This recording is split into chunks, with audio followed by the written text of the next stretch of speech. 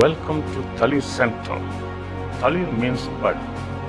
We are Capuchin Franciscans budding forth to serve God and people, especially those in the periphery, the gypsies, the transgender persons, the cobblers, the destitutes, the primitive tribes, rural women and men.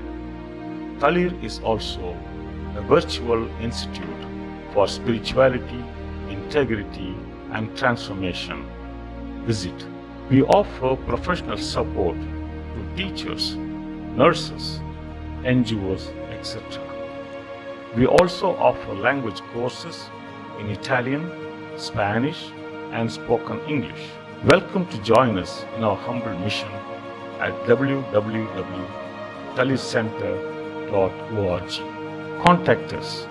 Mail to talir@gmail.com. Thank you.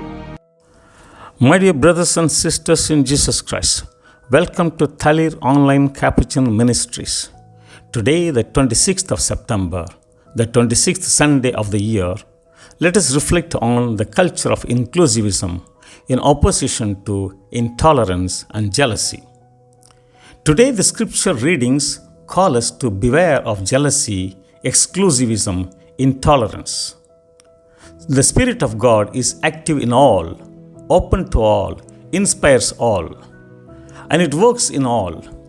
God is not the private property of any specific creed, color, caste, or language, etc. God is in all of us and works in all of us. This is often difficult to accept due to the closed mentality, but Jesus has clearly given guidance in this issue. All people are naturally good and are capable of good activities. God accepts them and tolerates them and gives them opportunities and graces again and again to become better and better. But on the other hand, we have the tendencies for division, discrimination, and close-mindedness. I and them attitude. We all often have the divisive mentality, discriminative characters based on exclusive tendencies of one's welfare in opposition to others' well-being. It may be based on geography or location, language, religion, culture, color, etc. Sometimes, some are thought to feel superior than the others. This often leads to domination, exploitation, negligence, indifference. It is unfortunate that such tendencies are forced upon the minds of children and youth also. Jealousy is another issue we struggle with. Some of us are upset because others are jealous of us and of our growth. This can lead to slowing down of our potentials and growth. It can even lead to depression. What happens with jealousy? Do not worry about the people who are not happy for you. They are not happy for themselves either. When your present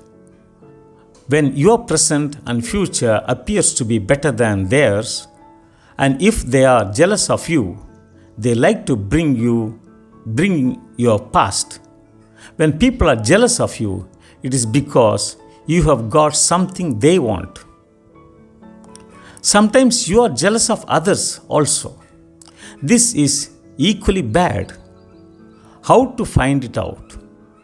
You end up in gossips, spreading rumors, spoiling the names of others, passing sarcastic remarks, make complaints, passing remarks, blaming others, etc. Oftentimes, it gives a false satisfaction. It can even destroy others' life and their future. It can even kill others. It is time to check if we are among those gossipers. It is time to look if we are engaged in conversations that end up in spoiling others' name and fame. Another message of today's gospel and the readings is exclusivism. In the gospel, the disciple seems to complain that someone else is doing miracle while it is our own exclusive possession.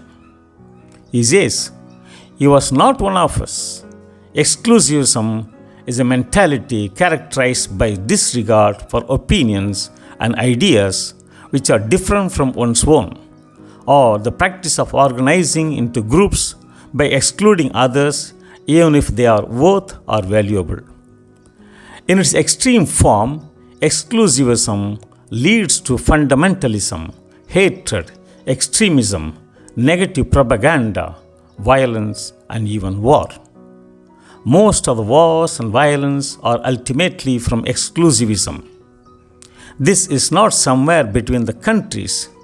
They are right in our negative conversations, in our propaganda, gossips, etc.